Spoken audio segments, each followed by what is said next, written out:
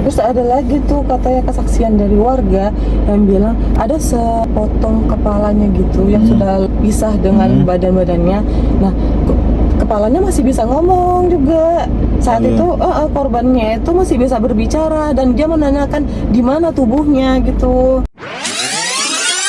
Halo guys, assalamualaikum. Selamat datang kembali di channel aku. Seperti janji kita kemarin, kali ini kita akan membahas tentang tragedi kereta terowongan Paledang Bogor. Iya, jadi pada saat itu memang benar-benar peristiwa yang paling memilukan banget ya. Iya, itu kan apalagi masih masuk di era-era tahun 2000 malah ya kan? Iya, Januari tahun 2000. Pada saat tragedi itu telah menewaskan sekitar 20 orang pelajar kalau nggak salah ya. Iya, konfirmasi sih nggak tahu nih antara 20 orang itu semuanya pelajar atau mungkin ada yang penumpang lainnya. ada yang bukan pelajar. Karena memang terowongan itu memang sempit banget ya, cuma bisa muat satu kereta aja. Ya di waktu itu ya, kalau nggak salah. Nah tapi sekarang sih kalau mungkin ada warga-warga Bogor yang tahu, kalau nggak salah sekarang udah direnovasi tuh, udah diperbaiki karena buat double Semenjak track. kejadian itu ya? Enggak, emang karena kan sekarang mulai infrastruktur udah mulai berkembang kan, jadi kayak dibikin double track gitu. Jadi untuk terowongannya sendiri kalau nggak salah sekarang udah mulai besar deh, udah dibesar. Oh gitu. Ya udah, bagaimana cerita lengkapnya? Gak usah berlama-lama lagi, kita langsung masuk ke ceritanya dan tonton video ini sampai habis ya. Tunggu dulu, buat kalian yang belum subscribe dulu dong. Jadi cerita ini terjadi pada tanggal 12 Januari tahun 2000. Benar tuh, itu kalau nggak salah itu di waktu itu lagi waktunya liburan sekolah tuh untuk pelajar-pelajar. Nah, terus perjalanannya itu kalau nggak salah itu dari Bogor mau menuju ke Sukabumi. Ini sesuai dengan artikel yang aku baca ya. Jadi ada pengalaman atau saksi lah dari yang berinisial kita sebut aja si D ya. Nah, si D ini pelajar itu? Pelajar itu termasuk ada beberapa komplotan temennya yang mengalami kisah tragis ini. Nah, jadi si D itu bersaksi bahwa dia dan teman-temannya itu akan merencanakan camping di Sukabumi. Kalau nggak salah mereka itu berangkat dari Bekasi atau Pondokopi gitu. Dia dari Pondokopi, terus mereka transit di Manggarai, lalu ke Bogor. Nah, pagi hari. Nah, tapi sampai di stasiun Manggarai sebenarnya udah ada firasat buruk tuh. Jadi salah satu temannya itu dia cerita itu ada yang kakinya kayak terperosok lah di peron kereta. Oh iya, itu aku juga baca. Nah itu pas tersangkut kakinya di peron itu bersamaan dengan kereta udah mau lewat. Oh, jadi udah mepet banget lah ya. Jadi alhamdulillahnya udah bisa tertolong pada saat itu. Jadi disitulah si inisial D ini udah ngerasa kayak ada firasat buruk nih sebenarnya. Cuman karena kayak mikirnya udahlah, karena kita mau liburan kan, jadi nggak mau merusak suasana liburan mereka gitu. Nah, terus ya udahlah, setelah itu mereka lanjutin dari perjalanan Manggarai sampai ke Bogor. Ya itu mereka ya nggak ada apa-apa, gembira semua, happy semua waktu di perjalanan. Nah, setelah sampai di stasiun Bogor, mereka kayak menaiki tuh kereta selanjutnya untuk dari Bogor ke Sukabumi kalau nggak salah. Rame dong berarti di... Nah iya, kalau nggak salah sesampai di Bogor itu keretanya tuh cukup sangat ramai banget sampai membludak gitu, mungkin karena waktu liburan juga kali ya. Oh iya, padahal keretanya itu belum datang kan. Iya, tapi itu kalau penumpangnya udah banyak banget ya. Udah rame lah di peron tuh, udah nungguin kereta yang akan datang dari Bogor ke Sukabumi itu. Jadi udah membludak, udah mungkin udah crowded kali ya di peron itu. Nah, oh iya, itu pas si inisial D itu udah ngerasa kayak aduh banyak banget nih penumpangnya, apa kita naik bus aja gitu pikiran dia. Iya, dia udah ragu ya, udah naik transportasi. Udah desak-desakan kan mau masuk, apalagi pada saat itu kan emang suasana liburan, pasti orang-orang pada banyak yang mau pergi ke Sukabumi. Nah habis itu karena dia udah berpikir mau pengen naik bus tuh, ternyata kebetulan pas berbarengan mungkin dengan kereta itu nyampe. Jadi sebelum dia menyampaikan ke teman-temannya udah pada naik nih ke kereta itu semua ke atas deh, saking penuhnya naik kan ke atas sampai, ya. Oh iya, si petugas kereta api di sana juga udah sampai menegur mereka untuk jangan naik ke atas, karena kan mereka akan melewati terowongan yang nggak bakal muat kalau ada orang di atas gitu. Iya, kalau nggak salah itu sampai kalau nggak salah Sampai ditunda gitu sampai ya. ditunda karena yang naik di atas itu disuruh ke bawah. Nah itu sampai menunda keberangkatan si kereta itu. Keberangkatannya itu seharusnya di jam 12.40 siang, tapi karena membludaknya penumpang, terus yaitu untuk petugas mengatur-ngatur untuk supaya semuanya di bawah, mereka baru bisa berangkat itu jam 15.45 kereta itu. Jadi udah hampir terlambat 3 jam lah si kereta itu untuk berangkat. Nah setelah mereka masuk ke dalam kereta, baru tuh si keretanya mulai berjalan. Tapi saat kereta itu mulai jalan nih, mulai tuh mereka bandel lagi ya. Iya, naik ke atas si lagi. para penumpangnya itu pada bandel nih karena udah merasa jalan dan tidak ada petugas. Mereka naik tuh ke atas lagi ke tempat mereka awal karena mungkin di dalam terlalu sesak kan. Memang mungkin di waktu zaman itu transportasi nggak sebanyak sekarang sih, armada keretanya kan. Jadi daripada mereka harus menunggu, mungkin bisa menunggu di lain hari. Jadi kalau nggak dapat kereta itu mereka harus pulang jadi hari esok kan, mungkin yang penting biar nyampe aja deh gitu. Iya. Nah salah satunya yang naik ke atas itu adalah pelajar-pelajar itu ya. Iya, itu dari kesaksian si D ini, mereka tuh udah diteriakin sama petugas di stasiun tersebut, cuma diabaikan lah informasi dari si petugas itu. Nah waktu di atas ada temen yang bilang awas hati-hati, jadi di atas tuh udah ada kayak darah kering gitu katanya. Udah ada darah kering, jadi dikasih tahu lah bahwa hati-hati udah ada bekas darah kering di atas itu, di atas kereta itu. Petanda lagi berarti ya. Nah si D pun ngerasa jadi nggak tenang nih, kayak ada seperti yang terjadi gitu. Perasaannya jadi nggak tenang dan jadi was-was lah. Terus karena mereka ngerasa kalau misalnya ada penumpang di atas, biasanya itu penumpang yang dari gerbong depan itu memberi sinyal tuh. Iya, memberi syarat misalnya. Memberi info kalau misalnya ada terowongan atau terpal yang akan mereka lewati. Nah pada saat itu mungkin telat kali ya. Penumpang depan itu salah menginfokan gitu, harusnya talang, tapi malah mereka bilang terowongan. Nah mungkin kita nggak tahu ya maksudnya kronologi apa, kalau terowongan itu mereka harusnya posisinya gimana, kalau talang itu gimana. Nah karena informasi yang dari depan itu salah bilangnya terowongan, ternyata talang. Nah kebetulan si teman akrab dari si inisial D ini, yaitu si O, kita sebut aja, terkenal lah si talang itu di bagian kepalanya kalau nggak salah, pokoknya daerah-daerah pelipis atau daerah sini deh, pokoknya terkena si talang itu dan meninggal di tempat. Si O itu langsung meninggal karena mungkin hantaman yang keras kali ya, karena kan kereta pun agak lumayan kencang, dan kalau kita lihat pun besi-besi yang mungkin di kereta kan nggak kecil-kecil ya, sangat besi-besi baja. Nah menghantam kepala dengan begitu kencang, nah langsung meninggal dia di tempat waktu menaiki atas itu. Oh berarti udah ada yang meninggal sebelum melewati terowongan berarti ya? Mungkin ada sebelum kereta itu masukin terowongan. Nah sebelumnya itu ada talang yang tadi kita bilang, ada terpal ataupun apapun. Nah saat mereka ada talang, cuma si depan bilangnya awas terowongan. Nah yang belakang itu cuma nunduk doang. Ya mungkin karena mereka bilangnya terowongan, nah nyata itu talang. Nah itu mengenakan si temannya si D itu, yaitu yang si O itu. Sedih banget ya. Iya, karena dan di depan temannya kan, terus meninggal pula. Nah terus si D itu saking udah paniknya, terus melihat temannya kondisi itu, ya udah si D itu masih memegang tangannya si O itu ya, karena mungkin ya temannya masa mau dilepas itu aja, apalagi di atas kan nggak mungkin ada penyangga atau apa, jadi udah mereka dipegangin. Terus nggak berapa lama dari si talang itu ada teriakan lagi, nggak lama, terowongan, awas terowongan, mungkin kayak gitu kali ya. Tapi ini beneran terowongan. Yang ini bener terowongan, di terowongan si apa?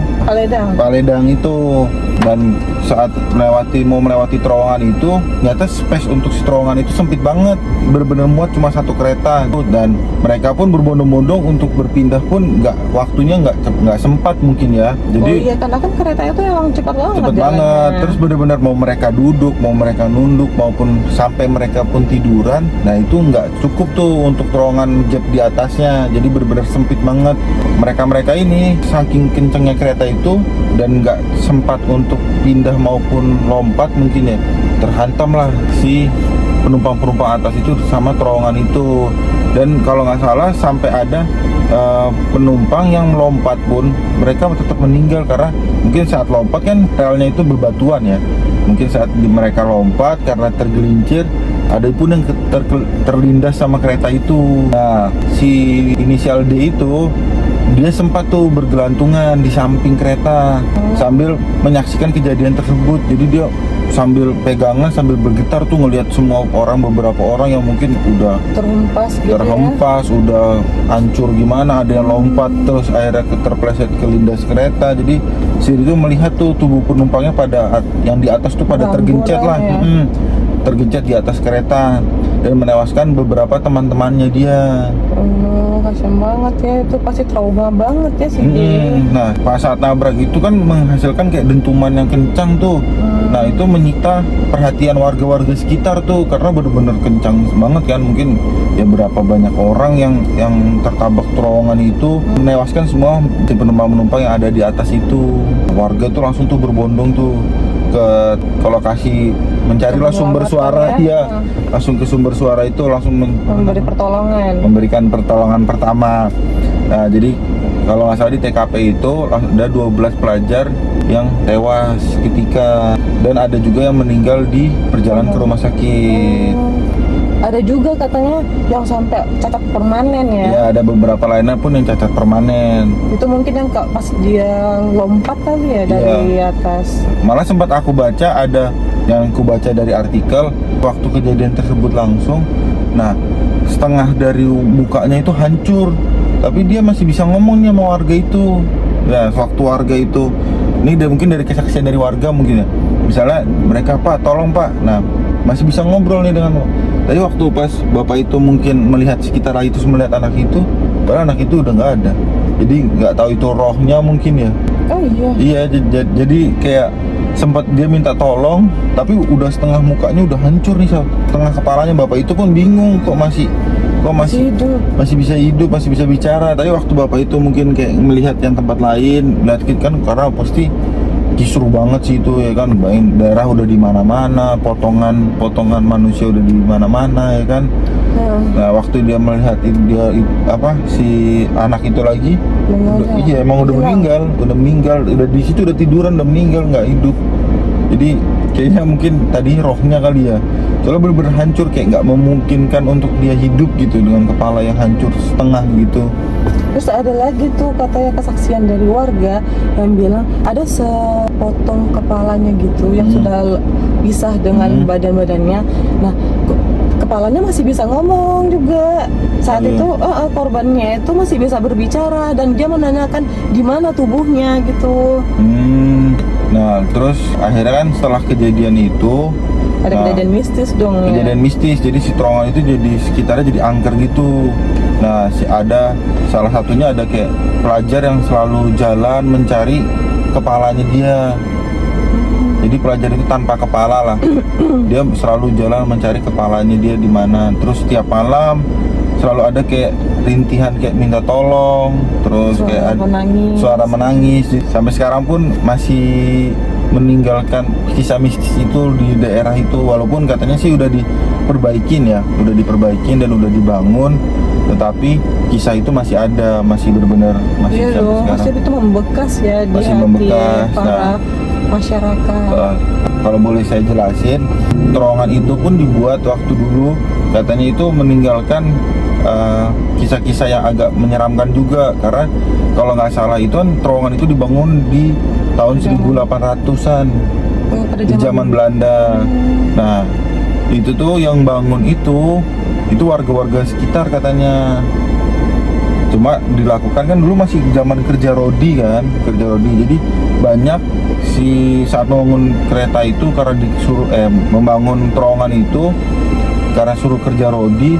Nah banyak tuh yang meregang nyawa di saat membangun si terowongan itu. kecapean ya. Nah, mungkin karena kecapean. Dan kita nggak, ya kerja Rodi dulu kan mungkin separah itu kan. Jadi sebelum terowongan itu dibuat, jadi si terowongan itu terbuat dari orang-orang yang menderita, benar-benar dipaksa lah buat untuk sebenarnya biar terowongan itu cepat jadi gitu.